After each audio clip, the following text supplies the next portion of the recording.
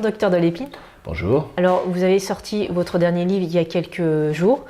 Je voudrais cibler sur le cancer du poumon. On sait que c'est un cancer qui est difficile à guérir. Parlez-nous un petit peu comment il vient et comment il progresse à l'intérieur d'un corps. Comment il vient, c'est la grande question, C'est ça. Auquel personne ne répond. Enfin, on a quand même quelques pistes. On sait que font des cancers du poumon les gens qui fument. Et l'augmentation de fréquence de cancer du poumon chez la femme est directement liée à la cigarette.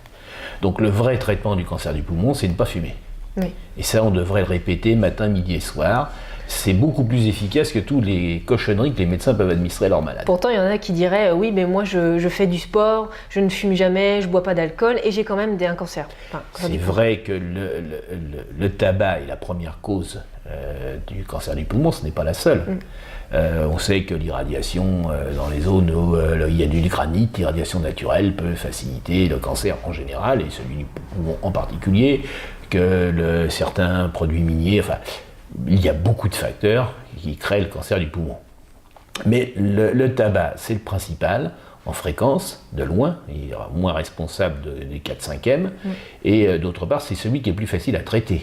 Il suffit d'arrêter. Alors que les facteurs naturels, les virus qu'on peut rencontrer, etc., on est incapable actuellement de pouvoir le prévenir. Donc le vrai traitement de ce cancer, qui est quand même le premier tueur parmi les cancers, et chez l'homme et maintenant progressivement chez la femme, l'égalité n'a pas que des intérêts pour la femme, c'est quand même la suppression du tabac. C'est vraiment la première chose absolument. Alors il y a peut-être un deuxième élément, c'est les seuls cancers du poumon guéris, c'est ceux qui ont été traités localement. On ne peut pas guérir sans avoir eu la chirurgie, qui est le moyen le plus efficace, et dans certains cas, la chirurgie plus radiothérapie, ou dans les cas inopérables, la radiothérapie principalement. En dehors d'un traitement local, point de salut. On meurt tous, quel que soit le merveilleux traitement qu'on va vous proposer. Donc pour vous, c'est ça la solution pour sortir du cancer du poumon? Je n'ai pas dit que c'était la seule solution. J'ai dit que les seuls malades qui pouvaient être guéris, alors les seuls moyens de guérir du cancer du poumon, c'est de ne pas en faire, donc de ne pas fumer. Et si on a eu le malheur d'en faire un quand même, c'est de se faire traiter localement par chirurgie et radiothérapie. Ces traitements sont indispensables, ça ne veut pas dire qu'ils sont suffisants. Ils ne sont pas suffisants dans toutes les formes. Et en particulier, malheureusement, malgré tous ces traitements, on guérit quand même, selon les cas, selon les stades auxquels on voit le cancer, dans les meilleurs cas, 40 à 50% pour les petits cancers, facilement opérables, et dans les mauvais cas, c'est-à-dire les cancers du poumon métastatique, pratiquement personne. Il y a d'autres cancers comme le cancer de la prostate, le cancer du pancréas qui peuvent rester aussi dans les statistiques des cancers les plus difficiles à traiter? Ah non, pas du tout. Non ? Pas du tout. Le cancer de la prostate est un cancer tellement facile à traiter qu'il se guérit tout seul dans la plupart des cas. Plus exactement. Mais le pancréas, c'est plus difficile quand même. Ah, le pancréas, lui, est quand même un grand tueur et nous n'avons fait à peu près aucun progrès. Les taux de guérison du cancer du pancréas sont inférieurs à 10%. Et qu'est-ce qui reste difficile dans le cancer du pancréas à traiter? Pourquoi ce cancer-là Alors d'une part, pendant très longtemps, on n'a pas su opérer les pancréas, faire une pancréatectomie totale, carcinologique, paraissait impossible. Bon, les chirurgiens ont fait des progrès, heureusement. C'est quand même, dans le cancer, les grands progrès des 50 dernières années, il faut voir les choses avec recul, il ne faut pas les voir dans les 3 dernières années. Dans les 50 dernières années, le grand progrès a été le traitement local, avec des progrès en chirurgie considérables. Que ce soit dans la chirurgie où on a appris à enlever les cancers proprement, c'est-à-dire de manière à éviter les récidives locales et sans mutiler les gens, ça s'est vu pour les seins, ça s'est vu pour les jambes, moi j'étais particulièrement efficace sur les cancers des membres, mais ça se voit partout. Ça se voit aussi pour les larynx, pour toutes sortes de cancers. Donc le premier grand progrès était le progrès de la chirurgie et de la radiothérapie.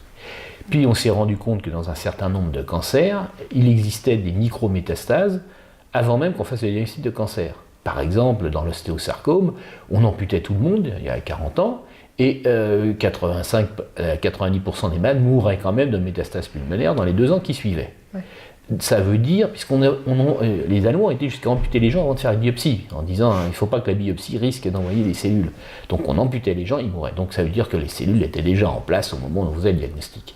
Alors, ceci montre la limite du traitement chirurgical dans un certain nombre de cancers, qui sont des traitements donc dans des cancers dits de haut degré de malignité, qui envoient leurs cellules ailleurs avant même qu'on en fasse le diagnostic.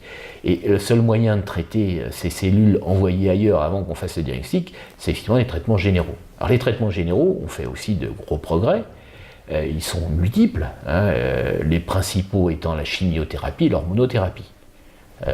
Malheureusement, dans le cancer du poumon, l'hormonothérapie, c'est pas un cancer hormonosensible, donc ça ne marche pas. Là, c'est plus le cas du cancer du sein. C'est le sein et la prostate. Prostate, ouais. Prostate et sein sont quand même deux cancers hormonosensibles. Bon, dans le cas du poumon, il n'y a que la chimiothérapie qui est prouvée avec certitude qu'elle était efficace. Je n'ai pas dit que c'était une merveille. La chimiothérapie améliore entre 5 à 10% les chances de guérison, je parle bien de guérison, non pas de prolongation, de guérison, des malades qui ont des cancers du poumon opérables, mais à un stade évolué, donc qui après opération avaient moins de chances de guérir que les autres. On améliore de 5 à 10%, donc c'est tout à fait important.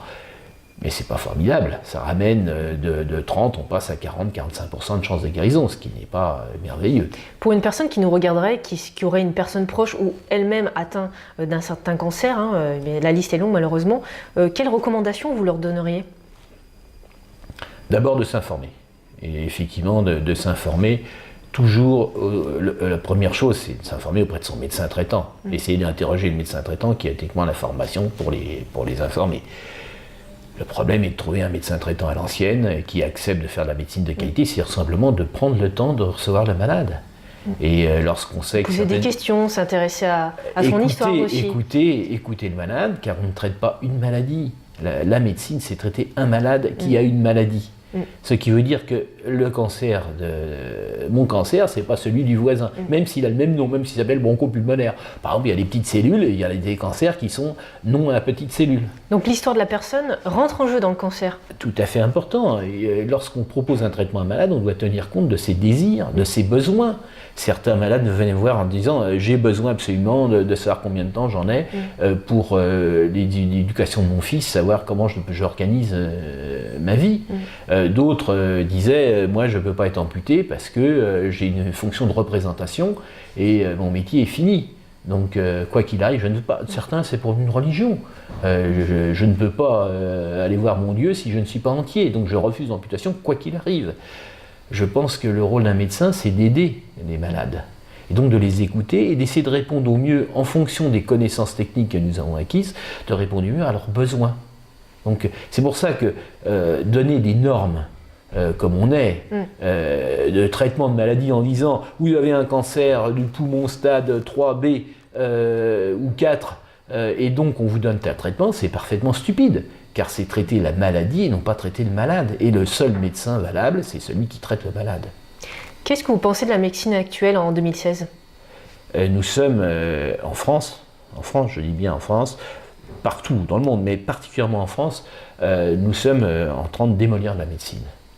C'est-à-dire que nous voulons supprimer le colloque singulier et faire établir des normes. Or pour vous qui êtes jeunes, les normes, c'est pas grand-chose, ça paraît sympathique, ça paraît protecteur. Pour nous, ceux qui ont vécu en Tchécoslovaquie avant 68, la normalisation, c'était l'exemple même de l'horreur. Alors je ne comprends pas bien que cette norme envahisse partout sans que les Français se heurtent. Les normes, c'est l'anti-liberté. Alors je veux bien qu'il faut établir des règles de bonne conduite, des normes pour les objets courants qu'on met en circulation, tels que les voitures, les avions, etc., ils doivent obéir à des normes de qualité. Mais des normes en matière de traitement humain qui s'appliquent à des gens qui sont tous différents, qui ont des maladies toutes différentes. L'ostéosarcome, il y en a au moins 8 formes de connues différentes. Le cancer du poumon, il y en a 2 formes principales, mais combien de sous-familles? Si on se met à étudier la génétique, il y en a 50 et on en trouve une tous les 3 mois, nouvelle, sur lesquelles les gens essaient d'ailleurs de se faire des montagnes d'argent. En disant j'ai trouvé l'anomalie génétique, je vais trouver ce qui va bloquer la chaîne et je vais guérir les malades. En fait, ils ne guérissent jamais personne comme cela. Parce qu'ils ignorent un phénomène de base tout à fait fondamental. Le cancer, c'est du vivant. Le cancer, c'est Alien. C'est le meilleur film qui est décrit. C'est-à-dire que vous lui donnez un traitement, il change, il se modifie. Et ça, c'est la simple loi de l'évolution. de Darwin. Donc croire que le cancer, qui est le phénomène même de la vie extrême, puisqu'elle vit pour elle-même, elle néglige l'homme sur lequel elle est née, pour vivre, et elle veut vivre sa vie. Donc croire que parce que ce cancer a développé telle anomalie, qu'en traitant le circuit métabolique de cette anomalie, on va guérir le cancer, c'est aberrant, c'est ignorer l'évolutivité de la tumeur. On sait depuis tout le jour que lorsqu'on a une infection à germe figuré, à bactérie, lorsqu'on donne un antibiotique, ça marche. Jusqu'au moment où la bactérie développe une défense. Et ça ne marche plus, c'est ce qu'on appelle l'antibiorésistance.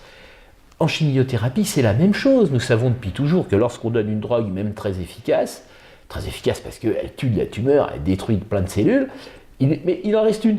Et cette cellule-là, elle a développé son bouclier. Et elle va croître, elle va refaire une tumeur encore plus grosse. C'est pour ça qu'il faut regarder la globalité de l'être aussi. Toujours. Parce qu'effectivement, un traitement chez tel homme va marcher, va moins marcher sur l'autre, tout simplement parce qu'il n'utilise pas. Chaque individu utilise le médicament de manière différente. On a particulièrement étudié la chose à propos de l'ostéosarcome chez l'enfant et du méthotrexate. Vous donniez 12 grammes de méthotrexate à un enfant, et vous regardiez quel était son taux sérique, quelle était la concentration du médicament dans le sang au bout de 6 heures, et vous pouviez avoir 500 micromoles ou 3000.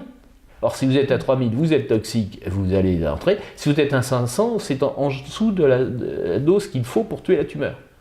Donc, en donnant la même dose de médicament à tout individu, comme les individus sont tous différents, vous avez des résultats complètement aberrants.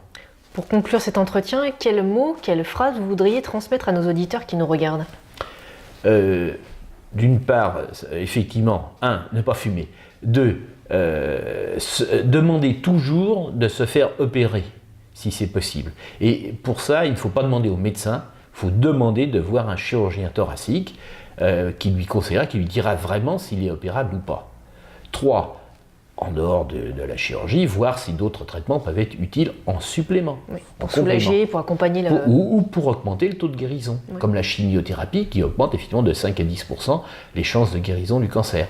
Quant aux nouvelles drogues, qu'ils demandent quels sont les taux de résultats en survie. Car on nous vend, enfin c'est pas nous, les grands laboratoires nous vendent des brochures très belles qui montrent que c'est formidable, miraculeuse, où on améliore de 40%, ce qui est marqué, sur les chances de ne pas mourir ou de stopper la progression de la tumeur. Mais stopper la progression de la tumeur, ça n'empêche pas de mourir, puisque en termes de survie, la plupart du temps, tout le monde meurt. Et puis moi, je dirais 5e, s'informer et être un peu critique. Regarder plusieurs horizons. Ne pas être un peu critique, être beaucoup critique. Beaucoup critique. Merci pour cet entretien. C'est moi qui vous remercie. Et puis au plaisir de se retrouver. À bientôt, j'espère.